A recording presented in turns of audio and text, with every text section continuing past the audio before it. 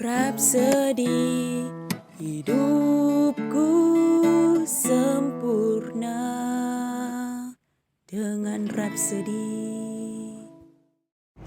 Shalom saudara-saudari, bertemu lagi kita di dalam program ROR TNI Malaysia.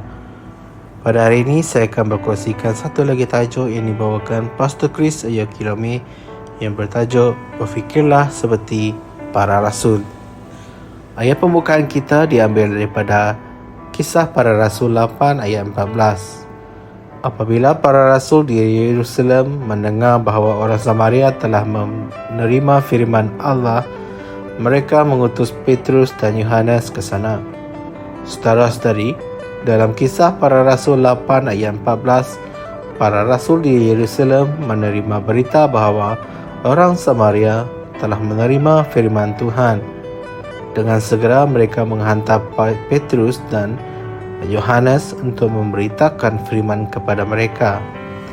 Para rasul ini mempunyai pemikiran yang luar biasa yang harus kita contohi.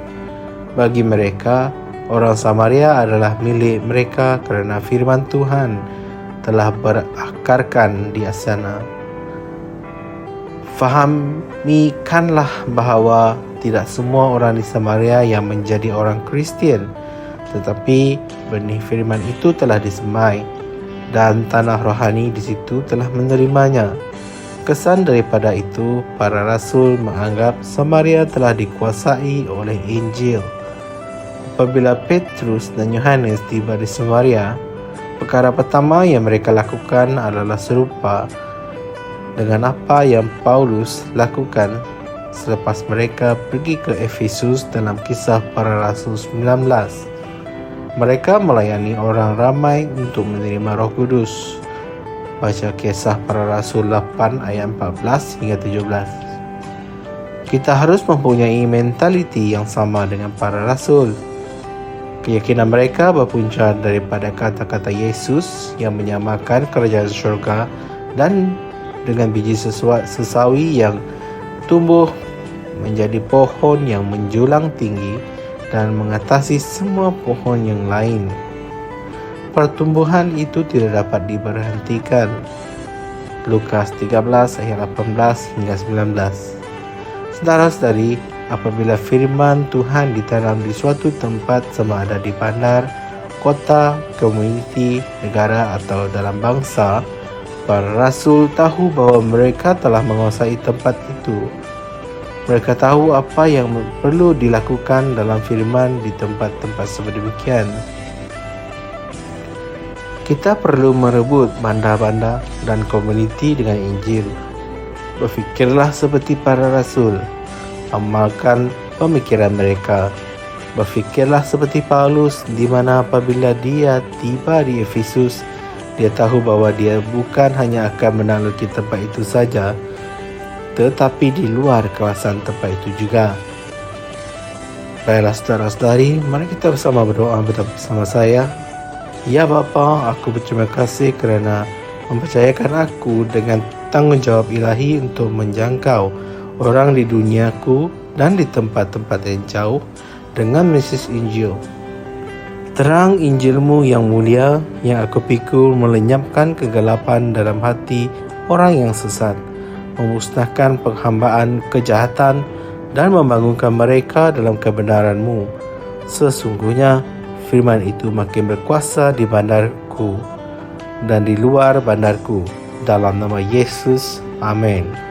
Baiklah saudara-saudari, di sini ada beberapa renungan tambahan untuk kita. Yang pertama, Matius 28 ayat 19 hingga 20. Dan yang kedua, Markus 16 ayat 15. Sampai di sini saja perkongsian kita pada hari ini. Semoga kita bertemu lagi di lain hari. Tuhan memberkati. Kami percaya saudara-saudari semua telah diberkati dengan perkongsian firman dari Rhapsody Reality. Bagi sesiapa yang ingin menjadikan Yesus Kristus sebagai Tuhan dalam kehidupanmu, kamu boleh mengucapkan doa ini bersama dengan saya. Ya Tuhan Allah, aku mempercayai Yesus Kristus Anak Allah yang hidup dengan sepenuh hatiku. Aku percaya Dia telah mati untukku dan Allah telah membangkitkan Dia dari kematian. Aku percaya Dia hidup hari ini. Aku mengaku dengan mulutku bahwa Yesus Kristus adalah Tuhan dalam hidupku mulai dari hari ini. Melalui Dia dan di dalam nama-Nya, aku mempunyai kehidupan yang kekal. Aku telah dilahirkan semula. Terima kasih Allah kerana menyelamatkan jiwaku. Aku sekarang adalah anak Allah. Haleluya. Tahniah, sekarang kamu telah menjadi anak Allah. Untuk apa-apa sebarang pertanyaan atau untuk mendapatkan lebih banyak maklumat mengenai bagaimana untuk bertumbuh sebagai seorang Kristian, anda semua boleh hantar mesej di akaun Facebook kami atau email kami di tni.msia@gmail.com. Sekali lagi, tni.msia@gmail.com. Tuhan berkati Anda semua.